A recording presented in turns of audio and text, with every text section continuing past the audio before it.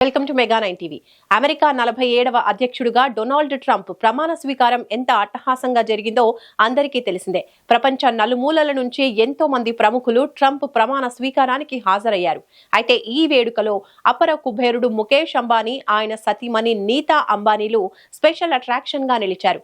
ఇదిలా ఉంటే గత 2 రోజులుగా దేశవ్యాప్తంగా ఒకటే చర్చ. భారత ప్రధానికి రాని ఆహ్వానం అంబానీ ఫ్యామిలీకి ఎలా దక్కింది? ఆయా దేశాల అధ్యక్షులతో తలుక్కుమనాల్సిన వేదిక సెలబ్రిటీలకు ఎలా వేదికైంది? ట్రంప్ తన మిత్రుడు మోదీని ఆహ్వానించలేదా? దీని వెనకాల మర్మమేంటి? Let's watch the story.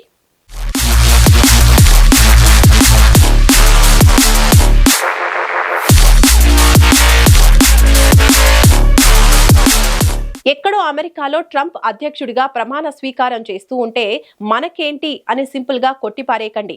అక్కడ జరిగిన కార్యక్రమం పైనే ఇప్పుడు ప్రపంచవ్యాప్తంగా చర్చ జరుగుతోంది. ముఖ్యంగా ప్రమాణ స్వీకారంలో రాజకీయ నాయకుల కన్నా సెలబ్రిటీలు, బిజినెస్ టైకూన్లే స్పెషల్ అట్రాక్షన్ గా నిలిచారు. అందులోనూ భారత్ నుంచి ముఖేష్ అంబానీ దంపతులు ఈ వేడుకలో హైలైట్ అయ్యారు.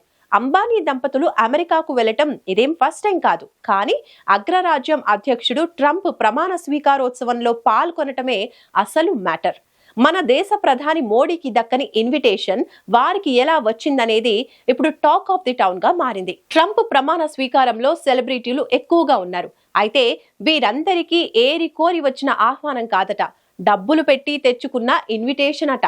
అవును, అధ్యక్షుడు పట్టాభిషేకానికి సంబంధించి లిమిటెడ్ టికెట్లు అమ్ముతూ ఉంటారు.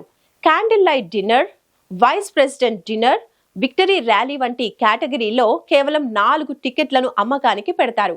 ఆ అవకాశాన్ని వినియోగించుకున్నారు అంబానీ దంపతులు. అక్షరాల 8,65,00,000 పెట్టి మరీ 2 టికెట్లను అంబానీ దంపతులు కొన్నారట. అలా కొన్న టికెట్తో ప్రమాణ స్వీకారానికి ముందు జనవరి 19న ఏర్పాటు చేసిన క్యాండిల్ లైట్ డిన్నర్ లో ఈ అంబానీ దంపతులు పాల్గొన్నారు. ఈ పార్టీలో నీతా అంబానీ స్పెషల్ అట్రాక్షన్ గా నిలిచారు. ఈ పార్టీ కోసం నీతా కంచిపట్టు చీరను ధరించారు. ఇలా టికెట్లు అమ్మగా వచ్చిన డబ్బులను అమెరికా ప్రభుత్వం పలు చారిటీ కార్యక్రమాలకు వినియోగిస్తుందని సమాచారం. భారత ప్రధాని మోదీ అంటే తనకు ప్రత్యేక అభిమానం అంటూ సందర్భం వచ్చినప్పుడల్లా ట్రంప్ చెప్పుకొచ్చారు.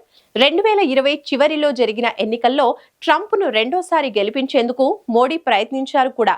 ఆ ఎన్నికలకు ముందు అమెరికాలో పర్యటించి ట్రంప్ కు పరోక్షంగా మద్దతు తెలిపారు. ఇక తాజాగా ట్రంప్ అధ్యక్షుడుగా బాధ్యతలు స్వీకరించాక మోడీ ప్రియమిత్రమా అని సంబోధిస్తూ లేఖ కూడా రాశారు. ట్రంప్ కు అభినందనలు తెలిపారు. కానీ ట్రంప్ ప్రమాణానికి మాత్రం మోడీ వెళ్లలేదు. ఆయన తరఫున ప్రతినిధిగా విదేశాంగ మంత్రి జయశంకర్ వెళ్లారు. మోదీ రాసిన లేఖను ట్రంప్ కు అందజేశారు. దీంతో ట్రంప్ పట్టాభిషేకానికి మోదీని పిలిచారా లేదా అనేది పెద్ద సందిగ్ధంగా మారింది. అయితే విదేశాల్లో ప్రభుత్వాధినేతల బాధ్యతల స్వీకార వేడుకలకు భారత ప్రతినిధులను పంపడం ఆనవాయితీ. అలా జైశంకర్ వెళ్లారు.